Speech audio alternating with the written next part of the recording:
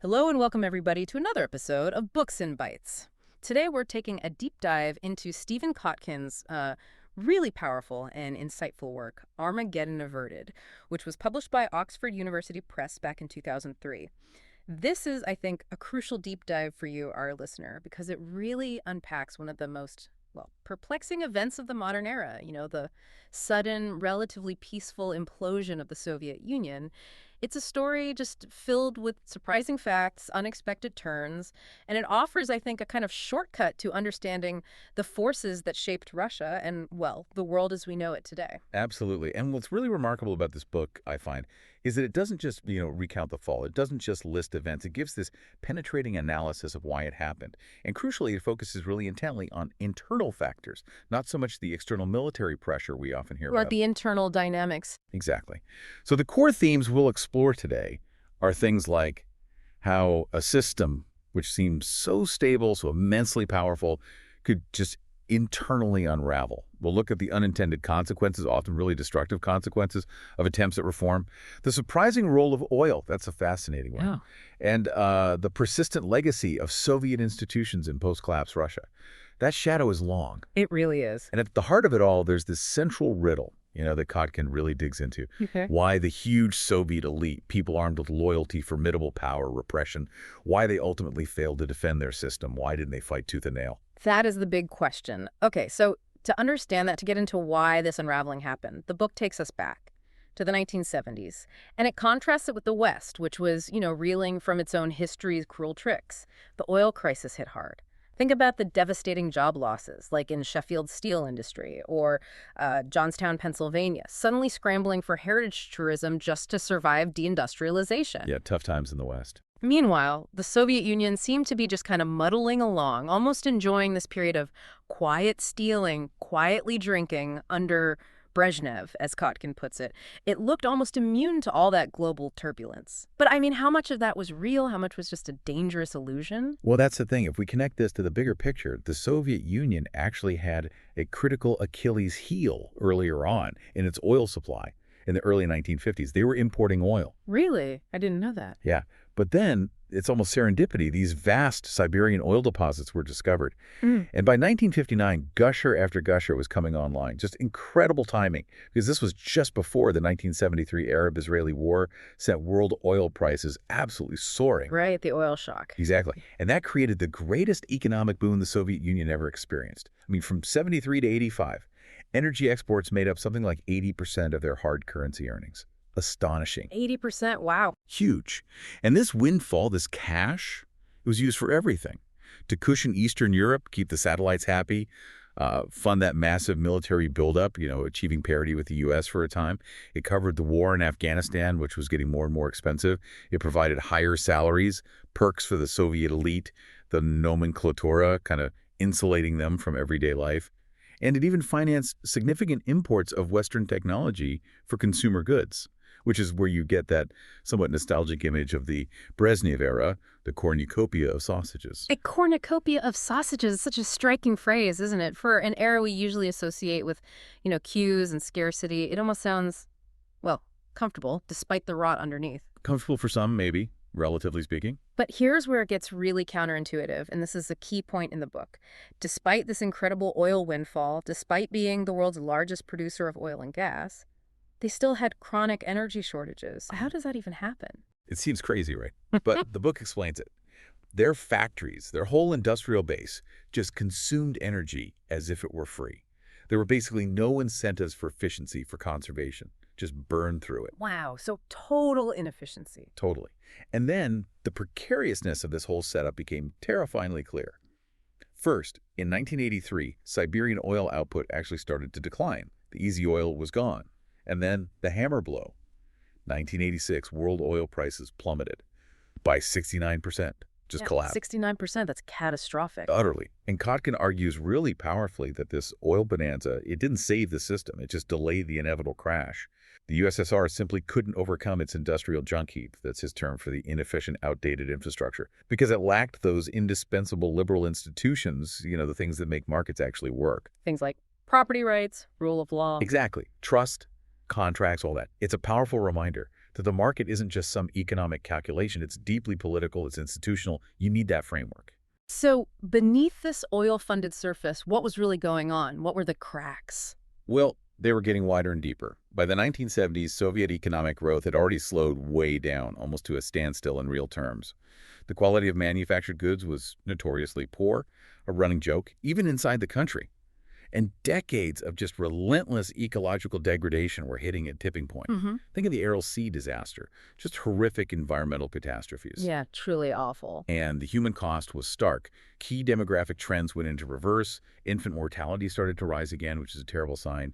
Life expectancy, especially for men, declined precipitously. Illnesses were epidemic in these toxic industrial zones. And social problems like alcoholism, absenteeism from work, they were rampant. Just falling apart, really. Pretty much. The inherent competition with capitalism, which was so central to the whole ideology, the reason for the system's existence, was becoming clearly, undeniably unwinnable. Yet the leadership, they ruthlessly suppressed this data, or they just falsified the statistics, clinging to this illusion of stability that was getting more and more detached from reality. So into this mess, this festering situation, steps a new leader in 1985, Mikhail Gorbachev. He comes in with this vision, right? Socialism with human face.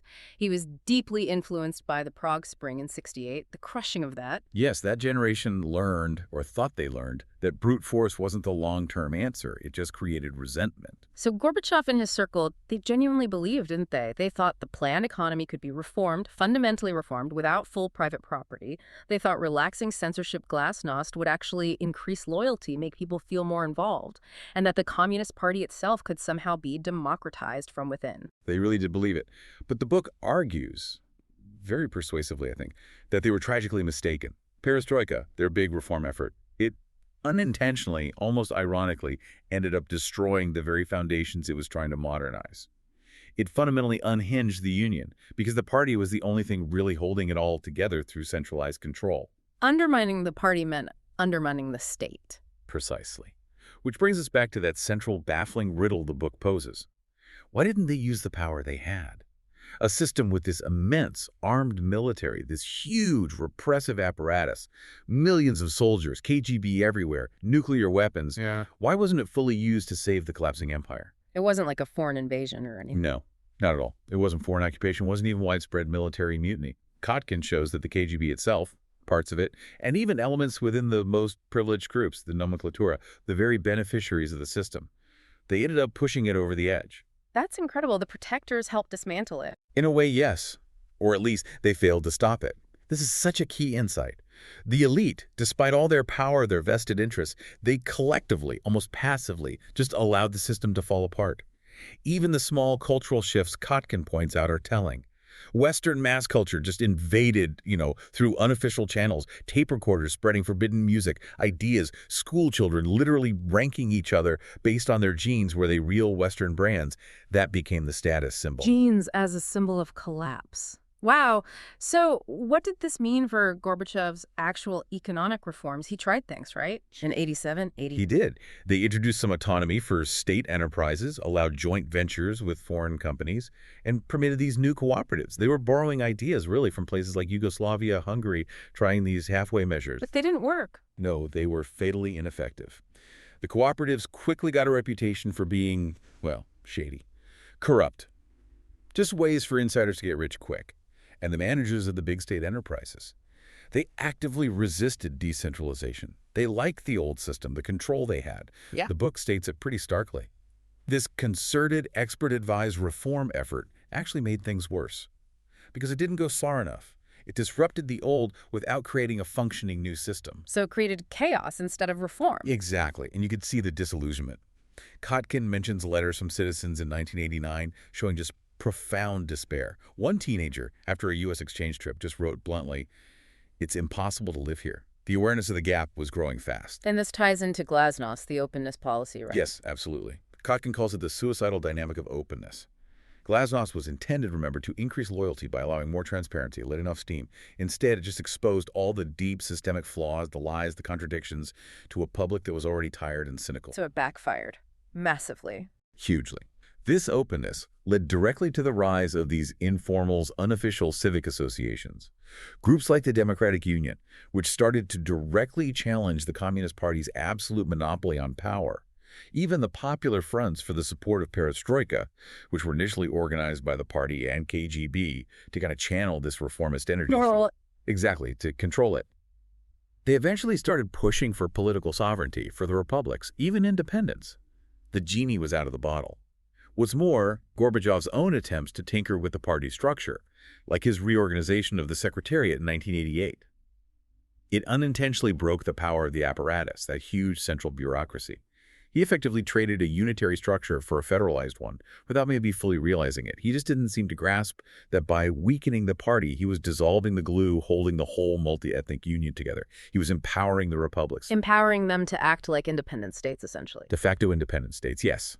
Which really set the stage for 1989, that pivotal year. 1989, everything changed. Gorbachev's Sinatra doctrine, letting Eastern Europe do it their way, that was huge, wasn't it? No more tanks rolling in. Unprecedented. A complete reversal of decades of policy. Yep. And the consequences were immediate. Solidarity's resurgence in Poland, Hungary, literally cutting the wire on its border with Austria. The first crack in the Iron Curtain. Exactly. And then the big one. The Berlin Wall coming down in November 1989. Just unbelievable scenes. And Gorbachev's non-intervention, despite a lot of opposition from his own military hardliners, he framed it domestically as, oh, this is essential for improving relations with the West, détente. And internationally, it worked. He got huge praise, the Nobel Peace Prize. Like a charm. Internationally, but internally. Yeah. It just let those centrifugal forces, the forces pulling the Union apart, accelerate like crazy. And that's when Boris Yeltsin really steps into the spotlight. Indeed. As the Union itself started visibly unraveling, Yeltsin, this charismatic kind of maverick figure, he'd risen through the party but then became its biggest critic, especially of elite privileges.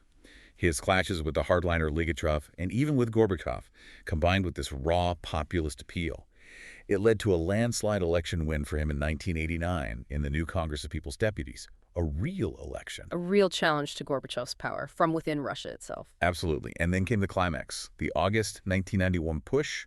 Top KGB and military party hardliners finally try to turn back the clock. They confined Gorbachev to his dacha. The coup attempt. Yes. But what's crucial, Kotkin emphasizes, is Yeltsin.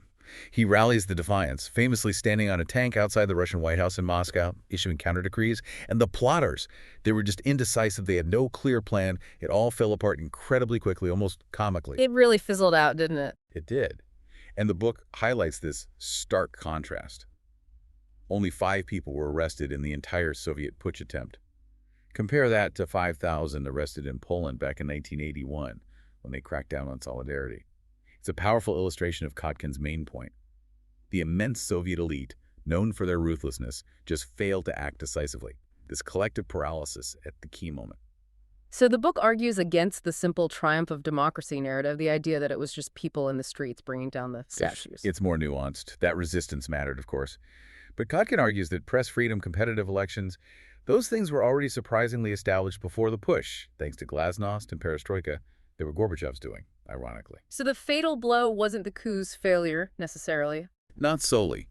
The fatal blow, according to Kotkin, came from the very structure of the state, those 15 national republics, combined with Yeltsin's really strategic counterpush right after the coup failed. Russia, under Yeltsin, just started annexing Soviet institutions located on its territory. The finance ministry, the Academy of Sciences, state banks, basically taking over the Union's assets. Dismantling it piece by piece from Moscow. Exactly. And seeing this, Ukraine and Belarus quickly declared independence. By December 1991, Yeltsin meets with the leaders of Ukraine and Belarus. They form the Commonwealth of Independent States, CIS, and declare the Soviet Union defunct. Just like that. Signed its death certificate. Pretty much. Without a major war, without mass violence at the center, an implosion. Which leads us to the chaotic aftermath. The birth of the new Russia. Yeltsin's government tries shock therapy. Yes, under the young economist Yegor Gaidar, they had to. The economy was an absolute free fall. Russia was broke. Hyperinflation was raging, prices changing daily. Shops were emptier than they'd been since World War II. Desperate times. So, shock therapy was an attempt to stabilize things fast. That was the idea. But Gaidar's team really struggled. They partially liberalized prices. But crucially, they kept a single ruble zone for a while, where all the newly independent republic banks could just issue credits, basically print money. It led to financial chaos. One journalist famously quipped, Russia had 14 ex-wives, each with a duplicate of the Kremlin Visa card. Huh. That captures the chaos perfectly. It does. And the book points out another key issue. While they liberalized foreign trade quickly, domestic energy prices were kept artificially low. This created these enormous opportunities for arbitrage, for corruption. Officials could buy energy cheap domestically and sell it abroad for huge profits, using public power for massive private gain. Kotkin describes colossal numbers of opportunists buzzing around the government. Buzzing around like flies, that's a grim picture. And then came privatization itself. Right. Anatoly Chubais, another key reformer, implemented this voucher system. The idea was, okay, let's create millions of new capitalists overnight, give everyone a stake. Sounds good in theory. But then came the later stage, the infamous loans for shares scheme, where huge state assets, oil companies, mining giants, were essentially sold off for peanuts to a handful of politically connected insiders, the future oligarchs, in exchange for loans to the bankrupt government. Kotkin calls it a cynical ploy, designed purely to create a loyal business elite who would back Yeltsin. And it totally discredited the whole idea of privatization for ordinary Russians. Understandably, it looked like theft. It did. But Kotkin argues something even deeper. Even beyond the illegitimacy, it was almost irrelevant in some ways to the looting already happening, because managers of state firms were already privatizing the cash flow anyway, selling products to their own intermediary companies at low prices, then retailing them for huge profits abroad or domestically. So thousands of Soviet-era firms were being systematically looted, stripped bare, regardless of who officially held the shares or vouchers. So the ownership change was almost beside the point for the actual stripping of assets. In many cases, yes. The result. By 1998, Kotkin notes, maybe two-thirds of Russia's GDP was technically in private hands, a huge structural shift. But what kind of economy was it? Russia had become primarily an exporter of raw materials, still living off oil and gas, just like the Soviet Union did. Only now, the revenues financed oligarch lifestyles and capital flight, not a global military superpower and satellites. A different kind of resource curse, almost. You could say that. Which leads to another really insightful chapter title in the book, Democracy Without Liberalism. Democracy without liberalism. What does that mean? It means that while Russia got democracy, in the sense of having multi-party elections, competitive politics, some free press, it inherited a state apparatus that was profoundly anti-liberal. You had this bloated, inefficient, often corrupt bureaucracy. You had a largely unreformed legal system. The powerful procuracy, kind of state prosecutors and overseers, still operated much like before. The KGB was renamed, but its methods and personnel lingered. And the judiciary remained weak, subject to political influence. So the hardware of the state was still authoritarian, even with democratic software running on top. That's a good way to put it. The Soviet Union, Kotkin says, was governed by men, not laws. And that legacy persisted. Tragically, power fragmented. Moscow's central control weakened, and Russia broke down into these 89 regions, many acting like disconnected fiefs. Regional bosses controlled local businesses, local media, often with total impunity. Even the new media, which seemed vibrant, was often full of infomercials camouflaged as reporting, as Kotkin calls it, blurring commercial interests, political interests. Hard to tell what was real news. A really shaky foundation for a new state. Very shaky. And the book concludes with these powerful chapters, idealism and treason and the Armageddon that never was. Okay, he emphasizes Gorbachev's idealism again. And crucially, his fundamental refusal, despite pressure to go back to mass arrests, mass violence, Stalinist methods, that refusal was key to the peaceful top-down dismantling. The collapse was truly a collapse, an implosion, not an overthrow by external forces or even a mass popular revolution from below, though popular pressure mattered. And the Armageddon, that never was. That refers to the sheer danger averted. I mean, think about it. A fully armed police state, disintegration, vast stockpiles of nuclear, chemical, biological weapons spread across multiple newly independent states with uncertain futures. The world really dodged a bullet. A catastrophe that Cold War strategists had worried about for decades just didn't happen. Averted Armageddon. But the collapse itself still had devastating consequences, didn't it? Oh, absolutely. Yeah. The book makes clear the collapse continued long after 1991. especially outside the main cities like Moscow. Decaying infrastructure, rampant alcoholism still, life expectancy continuing to fall, a military in utter disarray, ships rusting in port, the sheer scale of the environmental mess left behind, the health crisis, the instability of those weapon stockpiles. It paints a really stark, sobering picture of the Soviet legacy. So after this incredible deep dive into Armageddon Averted, what does this all mean for you, our listener, as you reflect on it? We've seen, I think, how these deep internal contradictions, how failed reforms, how crucial individual choices, Gorbachev's idealism, Yeltsin's opportunism, combined with that unexpected, almost ironic oil windfall, how it all converged to bring down a superpower. Yeah, and critically, it wasn't primarily about external military pressure. It was an institutional and ideological unraveling from the inside out. The book ends sort of pondering Russia's future. Maybe Kotkin suggests a kind of reintegration within its sphere of influence, but driven by market power, by energy rather than old-style imperialism, but still facing these immense, deeply rooted challenges inherited directly from that Soviet past. Which really leaves us with some big questions, doesn't it? It does. It raises this really important question. What can other societies, what can we all learn from such a monumental, largely unforeseen, and thankfully relatively peaceful collapse? How does that kind of legacy information control, institutional inertia, the pursuit of reforms that were idealistic but maybe fundamentally flawed, how does that shape a nation's path for decades? And maybe for us today, in our own world, which is full of information, misinformation, rapid change, what are the enduring lessons here? Lessons from Russia's experience about, say, critical thinking, about questioning the assumptions we hold about stability and power, about understanding those deeper forces that can transform or even unravel systems that seem completely solid. Exactly. Thinking about those surprising facts we've uncovered, how they Well, challenge maybe the simple narratives we have about the Cold War's end. we really hope this deep dive has given you plenty to think about, plenty to mull over, and maybe even inspired you to dig deeper into this complex, absolutely vital history yourself.